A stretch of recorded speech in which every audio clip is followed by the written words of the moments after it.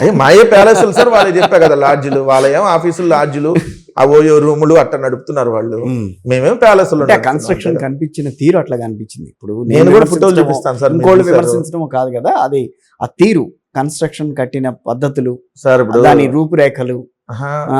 మీరు అన్నారు కదా ప్యాలెస్ కడితే ఇప్పుడు కట్టకుండానే చేశారని చెప్పని అన్నప్పుడు ఇప్పుడు దాన్ని ప్యాలెస్ చేశారు. ఇప్పుడు సార్ ఇప్పుడు మేము 13 జిల్లా, ఇప్పుడు ఉమ్మడి జిల్లాలో 13, సో విభజిత జిల్లాలుగా మనం డివైడ్ చేసినప్పుడు 26 జిల్లాలు ఉన్నాయి. ఏడ ఆఫీస్ ఏడ పూర్తి ఏడ మేము వెళ్ళాం లోపలికి ఓపెనింగ్ చెప్పండి. లేదు వెళ్ళాలా, కానీ 5 ఏళ్లలోనే ఇన్ని కార్యాలయాలు కట్టేసుకోవాలన్న ఆలోచన ఎందుకు వచ్చింది ఒకేసారి? సార్ మేము పార్టీ పెట్టి అన్నాలైంది, మేము పార్టీ పెట్టి 3 ఎలక్షన్స్ ఫేస్ చేసాం. తెలుగుదేశం పార్టీకి లేవా? 13 జిల్లాల ఆఫీసులు ఉన్నాయి, ప్రతి నియోజకవర్గాల్లో ఆఫీసులు కట్టారు. పులివెందులు 5 కోట్లు పెట్టి ఎందుకు కట్టారు సార్ చెప్పండి? మేమన్నా క్వశ్చన్ చేసామా? వాళ్ళ పార్టీ ఆఫీసు వాళ్ళ ఇష్టం ఉన్నాడు కట్టుకోవచ్చు. సో ఇప్పుడు అయితే ప్రజాధనంతో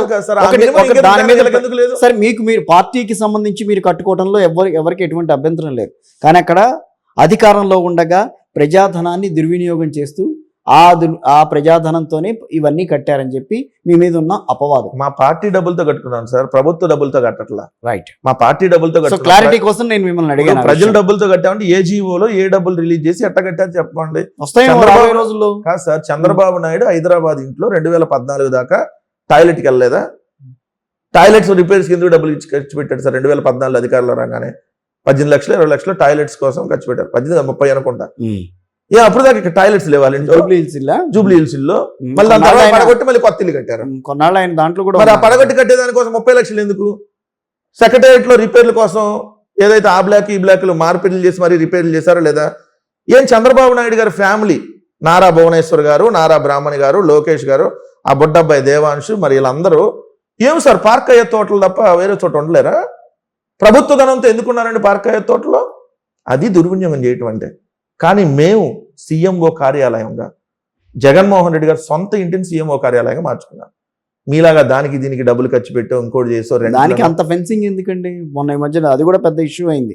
పెద్ద ఇంత ఫెన్సింగ్ చేశారు పైన, ఆల్మోస్ట్ ఒక 15 అడుగులు. ముఖ్యమంత్రికి భయంగా బతుకుతున్నారా ఏంటని మాట్లాడారు. చంద్రబాబు నాయుడు గారు ఇప్పుడు సెక్యూరిటీ లేకుండా బయట తిరుగుతున్నాడా? ఫెన్సింగ్ లేకుండా వాళ్ళ ఇంటికి చుట్టుపక్కల ఎక్కడ? హైదరాబాద్ ఇంటికి వెళ్దాం, 4 పక్కల రోడ్లు క్లోజ్ చేశారు.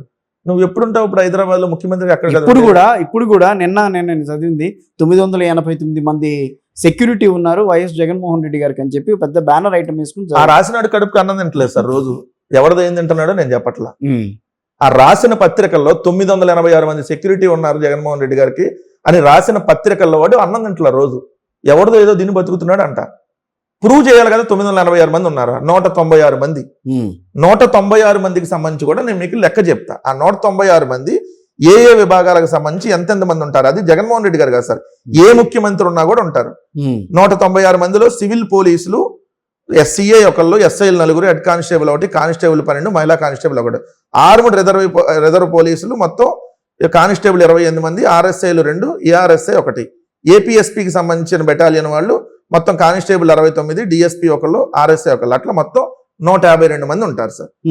152